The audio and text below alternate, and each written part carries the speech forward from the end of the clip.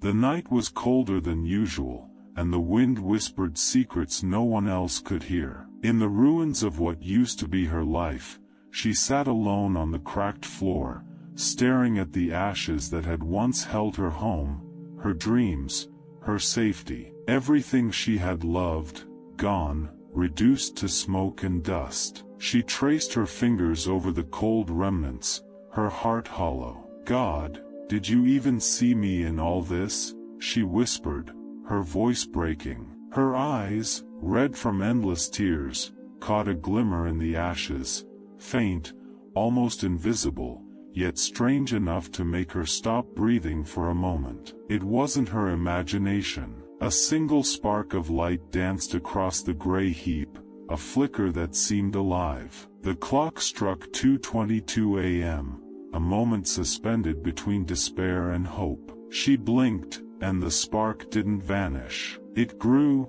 faintly at first, then steady, as if guiding her attention to the heart of the ashes. A soft, melodic whisper threaded through the silence. Not from the wind, not from memory, something otherworldly. "Do you see it?"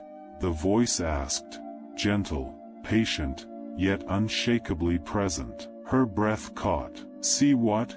she whispered, unsure if she wanted the answer. "The crown hidden in the ashes. The glory you think is gone, was never lost. It's waiting for you." She shook her head, almost laughing through the tears. "A crown? You must be joking. Look around, everything is gone." The voice didn't reply immediately. Instead, the ashes shifted subtly, and the spark in the center became stronger, revealing a glimmer beneath the rubble. It was a small, golden light, almost imperceptible, yet unmistakable. "You were buried under loss, under heartbreak, under betrayal," the voice continued. "But what others destroyed, I preserved. What they overlooked, I planted. And now, it rises with you." Her knees buckled. She fell forward, hands brushing the ash, heart pounding. Was this real, or just the desperate hope of someone too tired to give up?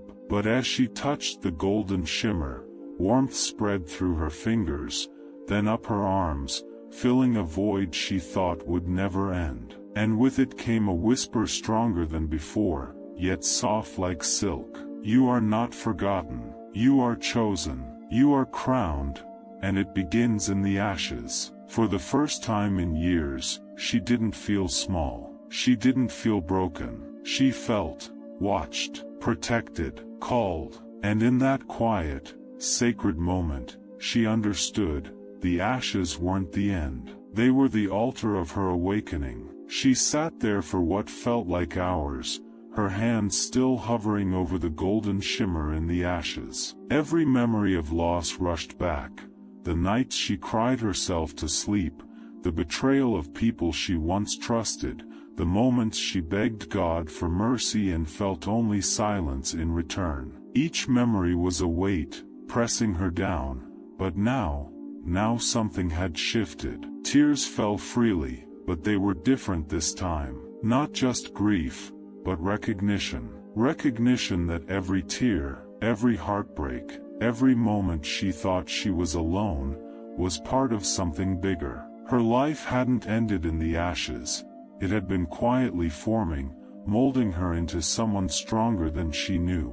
Her mind raced. Could it really be true? Could a crown rise from all this ruin? She looked around the room, at the blackened walls and broken furniture, and for the first time, she didn't see devastation. She saw potential. She saw the place where God had been quietly working, unseen, while she had been surviving. A soft breeze touched her cheek, not from any window, not from any vent. It was warmer than the night air, almost alive, carrying a scent of jasmine, of rain-soaked earth, of something familiar yet divine. It whispered to her heart, not her ears, "You were never abandoned. You were always prepared." Her heart clenched. For years, she had believed failure was the end. Every closed door, every loss, every humiliation had carved scars on her spirit. But now, with the whispering wind and the light in the ashes, those scars didn't feel like shame. They felt like proof.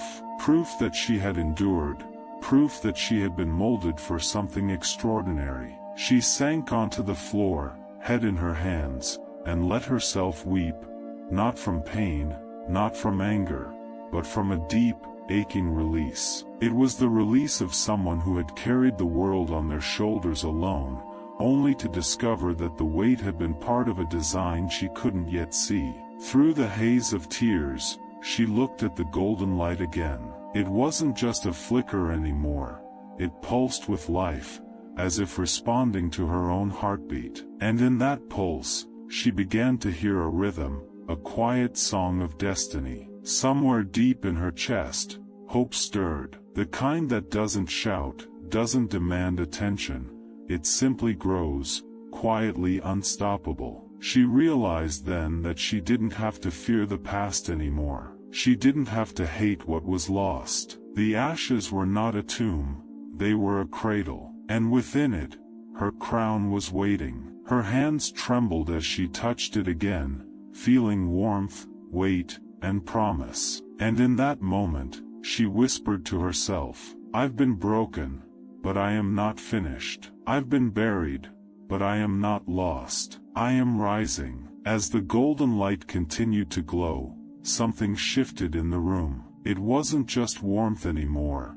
It was direction, purpose. The ashes at her feet seemed to move, swirling into shapes she couldn't yet comprehend. And then, a voice, soft, yet impossibly commanding, broke the silence. "You see only ruin," it said, "because you have not yet seen my design." Her heart skipped. She had heard whispers before, fleeting glimpses of encouragement, but this was different. It was alive, tangible, almost like the air itself carried a rhythm of truth. "Look closer," the voice urged. She knelt, tracing the edges of the ashes. There, faintly shimmering beneath the soot, were patterns, symbols of her life, etched invisibly into the remnants of her world. Every heartbreak, every betrayal, every loss glowed faintly as if to say, this too was necessary. A memory flashed, her father leaving, her closest friend turning away, the business she'd built crumbling overnight. All moments she had considered curses. But now, in this golden light, they appeared as lessons. Every broken promise, every pain she thought had abandoned her, had been a shaping tool. And then, she saw it, a faint outline beneath the ashes, growing brighter with each heartbeat. At first, she thought it was a trick of the light. But no, it was unmistakable. A crown, delicate yet radiant, hidden not above her, but beneath the ruins of her despair. "You believed you were powerless," the voice continued, "but every step you took in the ashes was a step toward this moment. Your crown was never lost. It was waiting for you to rise from the very place that seemed to break you." Tears streamed as understanding flooded her. The ashes weren't a tomb, they were a veil. Behind them lay her true identity, a calling stronger than any loss. She had been looking for validation from the world when all along, her anointing had been cultivated in silence, in fire, in solitude. The crown lifted slightly, as though recognizing her awakening. She reached out and touched it. It was light, but solid, weighty, yet feather-like. The warmth spread through her hands, through her chest, through her very soul. And with it came clarity. She was not a victim. She was a warrior. She was not broken. She was chosen. The voice whispered one final truth. "The world buried you in ashes, but I hid a crown there." The pain was the preparation. The loss was the invitation. Now, rise and wear what was always yours. Her knees gave way, but she did not fall. Her spirit lifted, and in that lift, she realized she was ready to step into the life she had been trained for in silence. The crown was not just a symbol, it was a promise.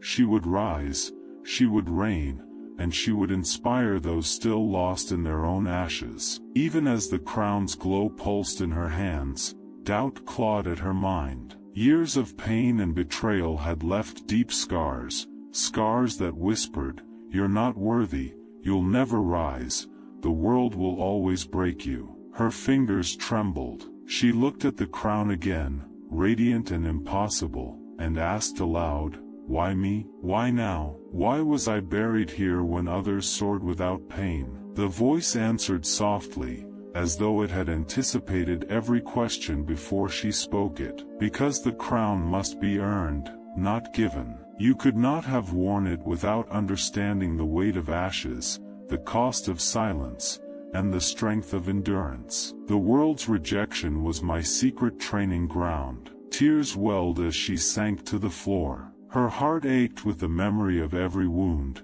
every time she had begged for answers that never came, every night she cried alone, every door that closed just as hope seemed near. Was she truly prepared, or was this just another illusion? Her mind argued back, "You are dreaming. You've been deceived by hope before. This is just another trick of your longing." Yet the crown's warmth spread, seeping into her chest, anchoring her spirit. The voice pressed on, deeper, firmer. "Your scars are not shame. They are marks of readiness. Your waiting is not waste. It is the shaping of your strength. You were not overlooked. You were being prepared for this very hour. Every tear you shed watered the roots of your purpose." Her breathing quickened. A conflict raged inside her, the weight of past disappointment against the undeniable truth glowing before her. But as the golden light wrapped around her like wings,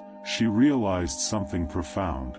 The power had been within her all along. The crown was not an external gift. It was the revelation of who she already was. "Doubt will not vanish overnight," the voice said. "Fear may linger, but it does not define you. Your calling does. You are the child of promise, tempered in the fire, hidden in silence, yet never forgotten. You were made for this moment, to rise, to lead, to reign with a heart refined by ashes." Her knees trembled, but her spirit lifted. She pressed the crown to her chest, feeling every doubt transform into resolve. She was no longer a victim of her past. She was a steward of divine design. The ashes were no longer chains but stepping stones. The pain was no longer a curse but proof of preparation. For the first time, she whispered without fear, "I am ready. I am chosen. I am more than my past." And in that quiet declaration,